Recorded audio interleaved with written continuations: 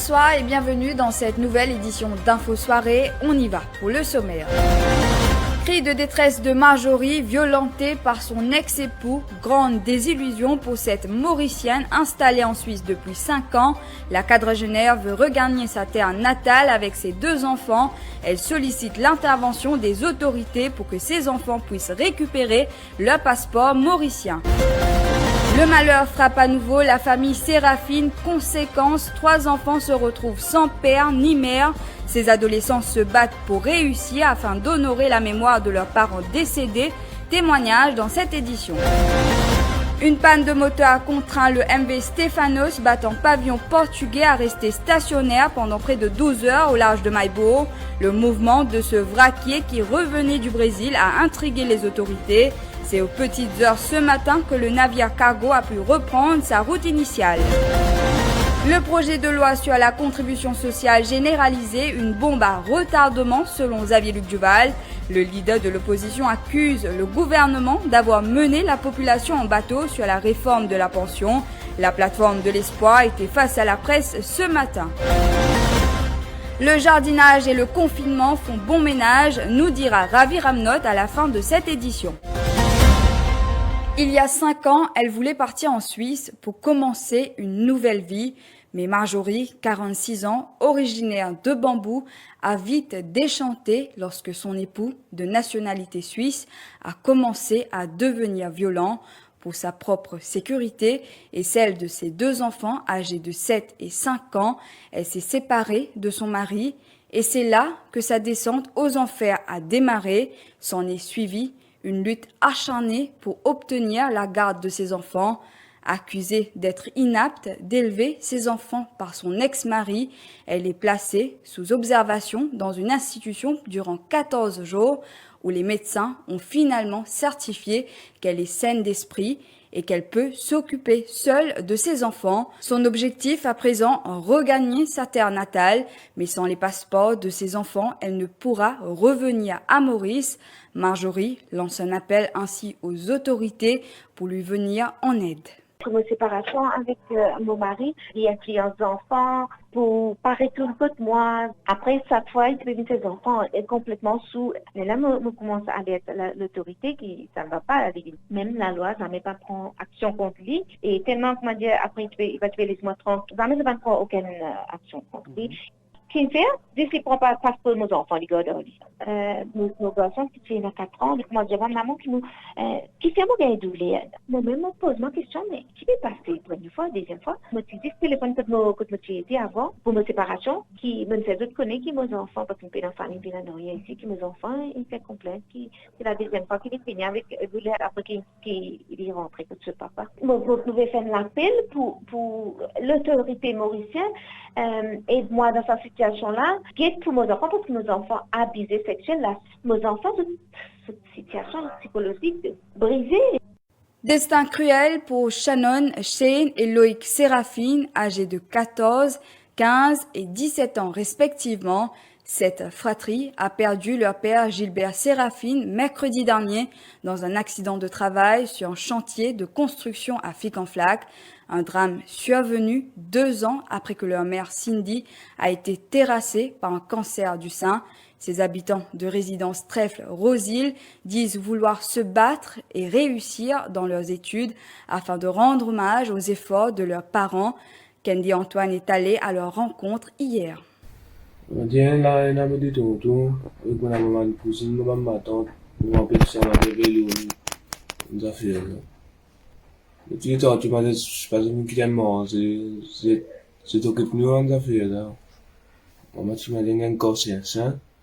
Là, tous les jours, moi, pas, il y a le travail tous les jours. Là, comment dire, moi, quand je quitte là-bas, putain. L'école, c'est aussi travail, nous, attendons la case. Là, quitte ça, m'a dit, moi, à l'hôpital toujours, là, m'a dit, mon tonton, je peux get nous toujours ici, là, get nous toujours. Ouais, moi, pas même, je peux écouter nous. Décidé. Le travail, quand le péco d'avait dit, bon, ce camarade, le ban, tu vas en comme, et puis, il y a dit, bon, là, quand, à côté là, il n'a pas nous, à côté là, dans le vide, là. Donc, au carré, on va quand il y avait du bois là, les cafés, il faut pas le escalier, n'est perdu l'équilibre, n'est tombé. Yes, petit pour faire un mois d'or comme moi. À savoir que les 3 enfants ont été pris en charge par leur oncle paternel. Et je vous le disais en titre, la crainte d'un nouvel accident maritime dans la région du Sud-Est. Le navire MV Stefanos, battant pavillon portugais, s'est retrouvé en difficulté au large de Maibo hier, après des tentatives infructueuses de la garde-côte d'entrer en contact avec le navire cargo. Le dernier a été sollicité dans la soirée. Cette fois, la connexion a pu être établie et le capitaine a indiqué que le bateau avait subi une panne de moteur. C'est finalement vers 2 heures du matin que le MV Stefanos a pu continuer sa route. Le mouvement de ce vraquier qui revenait du Brésil a intrigué les autorités. Et cet appel de détresse du Seafarer Fishing One parti pour une campagne de pêche dans les parages de Saint-Brandon avec 11 membres d'équipage, des Mauriciens pour la plupart. Le bateau semi-industriel a eu une panne de moteur et a demandé l'assistance de la National Coast Guard. Le Seafarer devrait rentrer au port ce lundi. Également dans l'actualité, le bureau du consul honoraire libyen à Floréal a été la cible des voleurs. Plusieurs équipements et fils électriques ont été emportés. Le butin s'élève à 176 000 roupies. Le bâtiment était en rénovation et il n'y avait aucun vigile sur place. Une plainte a été déposée au poste de police de Floréal. La CID de Cœur-Pipe enquête. 3 cas positifs à la Covid-19 détectés ce samedi suite à un exercice de dépistage massif par PCR au centre communautaire de Trouobiche. Cet exercice a eu lieu après qu'un jeune employé d'un centre d'appel et un marchand de boulettes de ce village côtier du nord de l'île ait été testé positif jeudi. Au total, 298 habitants se sont fait dépister ce samedi. 10 nouveaux cas de la Covid-19 détectés ce samedi, chiffre communiqué par la santé ce soir.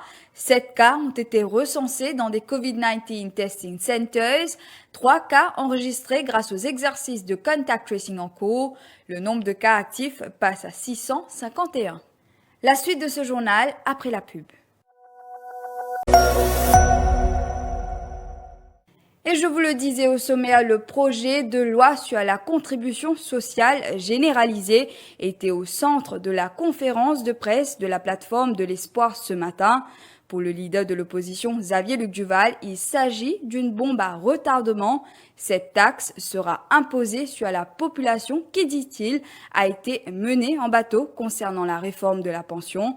D'ailleurs, une rencontre aura lieu ce mardi avec les membres des partis de l'opposition incluant ceux du Parti travailliste à son bureau.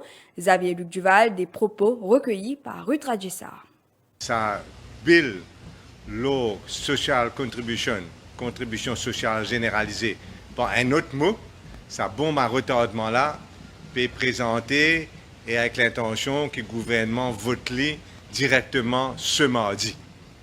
Et donc là, nous intervention pour principalement là, mais certains autres sujets aussi importants. J'ai besoin de dire en guise d'introduction que quand il présente la loi sur le National Pension Fund, National Pensions Act en 1976, c'est un white paper, c'est une consultation, étant un consultant étranger, tu viens anglais, tu viens et tu passes la loi National Pensions Fund. Aujourd'hui, c'est tout à fait le contraire, c'est la loi qui fait mettre pièce par ici, par là-bas. Et ce projet de loi sur la CSG a été présenté en première lecture par le ministre des Finances à l'Assemblée nationale mardi dernier. Réduire la limitation de vitesse dans la capitale, une mesure qui entrera en vigueur bientôt.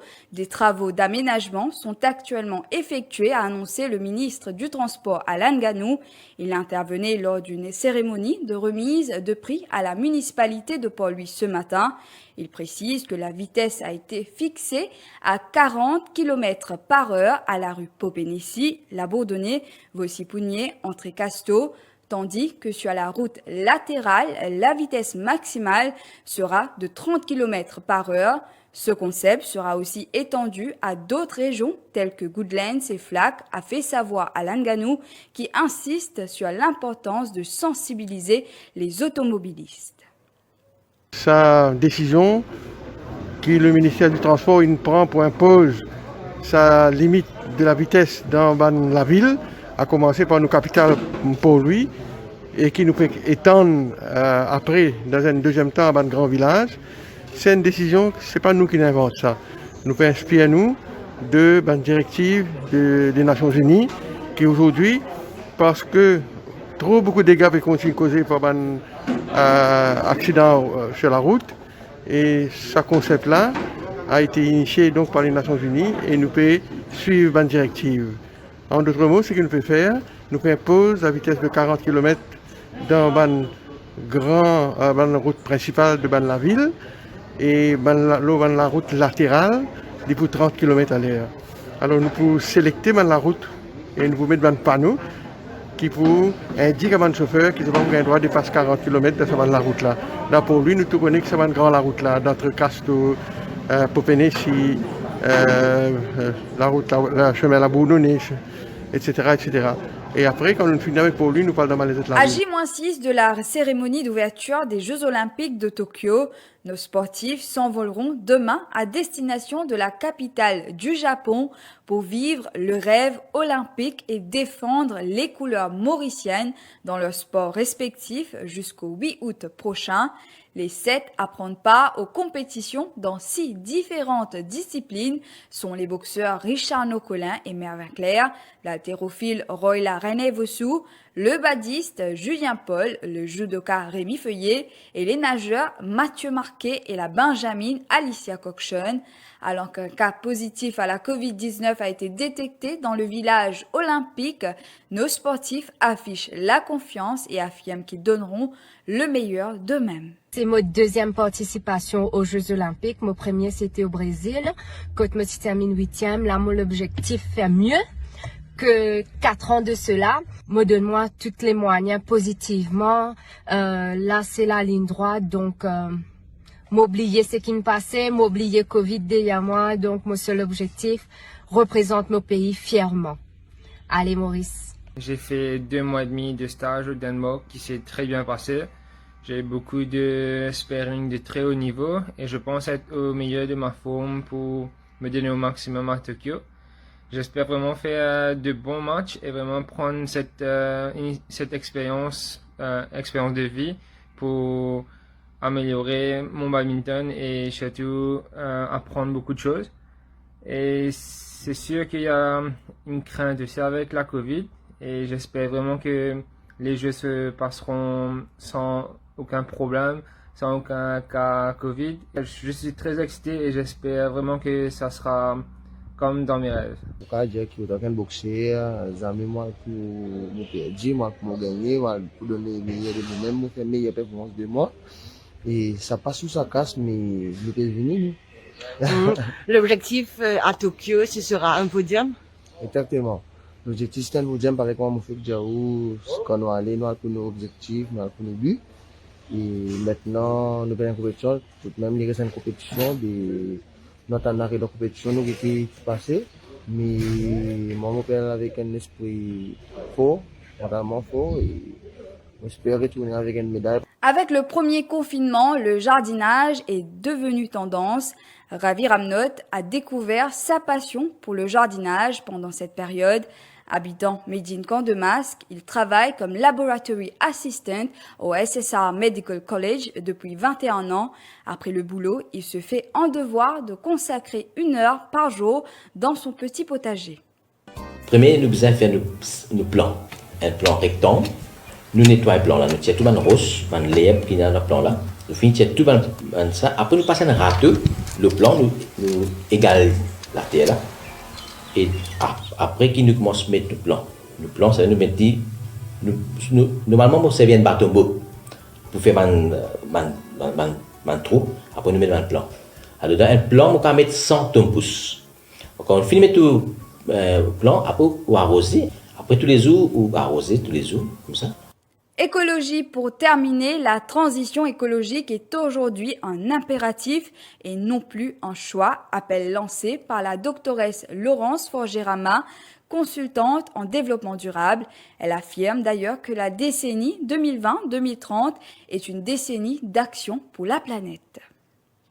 La transition écologique est aujourd'hui un impératif et pas un choix. Et nous ne pouvons plus dire que c'est davantage la responsabilité d'un secteur ou d'une institution.